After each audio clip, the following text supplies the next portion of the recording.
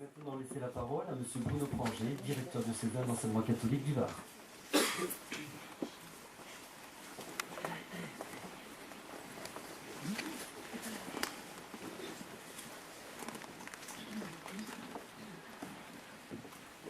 Mesdames et messieurs les élus, monsieur et madame, il y a tout juste 2 ans et demi, j'étais venu, et j'étais heureux d'ailleurs, de participer à l'inauguration du nouveau bâtiment qui nous accueille ce soir et qui a déjà accueilli un certain nombre de manifestations de l'enseignement catholique diocésain.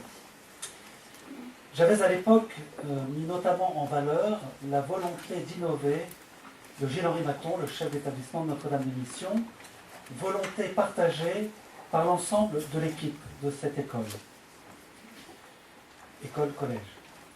J'avais indiqué qu'il ne s'agissait pas d'une volonté d'innovation pour l'innovation, mais permettez-moi de me citer, pour remettre en question vos pratiques afin de mieux rejoindre là où ils sont les jeunes qui vous sont confiés et mieux enseigner, éduquer et évangéliser selon votre projet éducatif.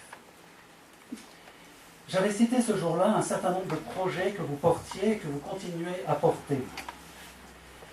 Ceux qui étaient présents se souviennent, peut-être, que j'avais aussi évoqué le projet de CLIS 10, puisque je vous disais alors, et je vous le redis ce soir,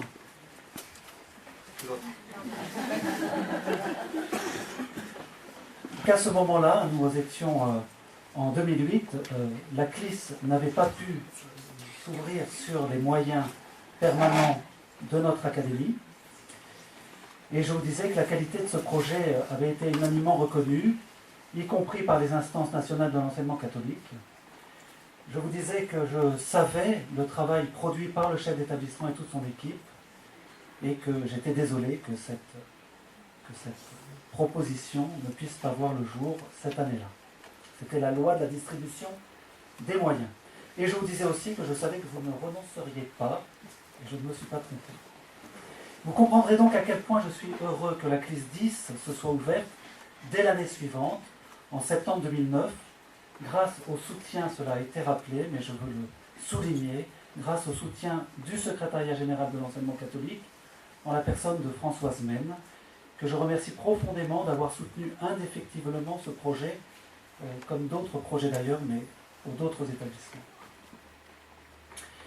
Et vous comprendrez, pour le directeur diocésain que je suis, la joie de l'ouverture de l'UPI 10, devenue entre-temps une Ulysse, en septembre dernier. Ces 2 classes et unités sont une première en France. Elles ont été ouvertes non pas sur des moyens de notre académie, mais sur des moyens nationaux du plan égalité des chances.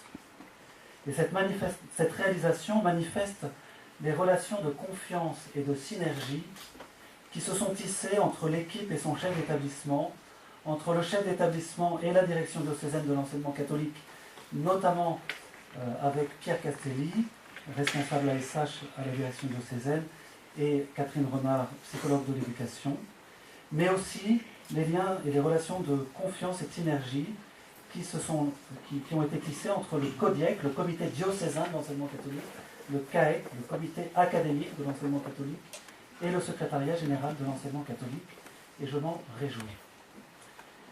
Mais la joie que je viens d'exprimer est double, parce que cette filière permet d'accueillir des jeunes qui ont besoin d'un accompagnement particulier et adapté. Elle correspond ainsi parfaitement au projet spécifique de l'enseignement catholique. L'ASH est portée dans notre diocèse depuis plusieurs années de manière volontariste. Nous avons chaque année ouvert des structures dans ce domaine. Cette année encore, je ne désespère pas que nous puissions manifester concrètement notre attention à ceux qui en ont le plus besoin. Cette attention devrait être d'ailleurs constitutive de notre projet éducatif. Alors je ne résiste pas ce soir à vous citer notre évêque, qui n'a pas pu se rendre disponible, Monseigneur Ray, qui nous a fait cadeau pour le temps de l'Avent d'un nouveau livre, Urgence éducative, l'école catholique en débat. Je le recommande vivement à tous. Il est dédié à tous les éducateurs du diocèse. Or, nous le sommes tous dans une communauté éducative. Monseigneur Ray nous dit que, je cite, « L'école catholique porte l'exigence ecclésiale d'une triple tâche, annonce de la parole de Dieu, célébration des sacrements, service de la charité ou diaconie. Et il ajoute, cette dernière composante, la diaconie, ne se résume pas simplement à la mise en œuvre d'actions caritatives ou de solidarité. L'école catholique doit devenir un lieu d'apprentissage et d'exercice de la charité, où les relations interpersonnelles visent à constituer une communion des personnes. L'école catholique est une école pour tous, avec une attention particulière pour les tout-petits. Et quand je lis ces lignes, résonnent en moi les paroles mêmes du Christ, « Ce que vous avez fait au plus petit d'entre les miens, c'est à moi que vous l'avez fait. » Oui, l'origine de cette filière 10 vient de ce que un certain nombre d'enseignants, on en a cité, ont été touchés par l'urgence éducative de venir en aide aux élèves qui avaient tant de mal à entrer dans l'apprentissage de la lecture.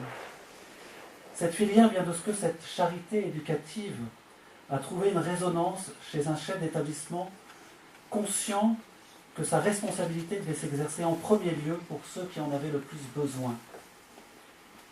Cette filière vient de ce que l'équipe elle-même a su se remettre en question et se former pour mieux accueillir les élèves en situation de 10, quelle que soit la forme que cela prend.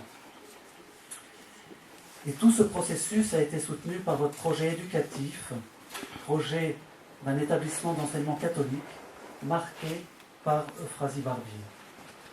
Ainsi, l'accueil de cette CLIS et de cette Ulysse 10 va permettre, et permet déjà, tout d'abord pour tous, une découverte de la différence. Et elle fait ainsi entrer dans un respect plus profond de l'autre comme une personne, au-delà de son histoire, de ses limites.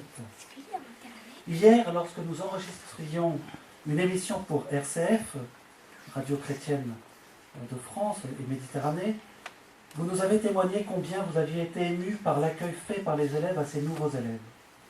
Et je dois vous dire que j'ai été aussi personnellement marqué par le fait que vous avez réservé les meilleures conditions matérielles pour les élèves scolarisés en CLIS et Ulysse 10, tables, chaises, les tableaux interactifs. Cet accueil de la personne fait nécessairement grandir la communion dont nous parlions à l'instant. Et je remercie d'ailleurs l'OGEC d'avoir soutenu matériellement ce projet. Deuxièmement, ce dispositif GIS va permettre et permet, comme toute ouverture de classe spécialisée dans notre diocèse, d'avoir une vertu d'exemplarité. Vous montrez aux autres établissements du diocèse que c'est possible et que ces dispositifs sont porteurs d'une grande richesse pour toute la communauté éducative. Enfin, ces ouvertures permettent à chacun de s'interroger sur le regard qu'il porte sur la difficulté scolaire. J'ai eu la grâce de diriger un établissement comportant une UPI collège et une UPI lycée, c'est comme ça qu'on le disait à l'époque. J'ai observé, et je suis sûr que cela se produit aussi ici, que le travail qui est effectué dans ces structures permet à l'ensemble de la communauté éducative de progresser dans la manière de prendre en charge la difficulté scolaire, la difficulté sociale ou affective. C'est en tout cas ce que je vous souhaite. Merci encore à l'ensemble de l'équipe et en particulier au chef d'établissement de vous être investi dans ce projet. Et à chacun, merci de votre attention.